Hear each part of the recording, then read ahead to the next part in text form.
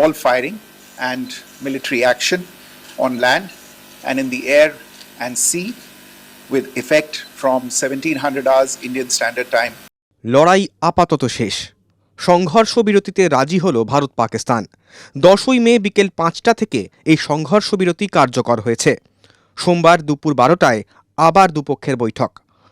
Donald Trump x হ্যান্ডেলে জানিয়েছেন, আমেরিকার মধ্যস্থতাতেই সংঘর্ষ বিরতিতে রাজি হয়েছে দুই দেশ। The Director General of Military Operations of Pakistan called the Director General of Military Operations of India at 15:35 hours earlier this afternoon.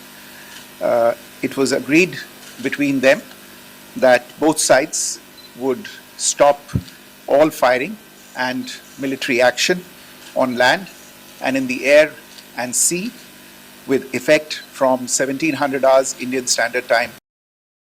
Follow করুন আনন্দবাজার.com।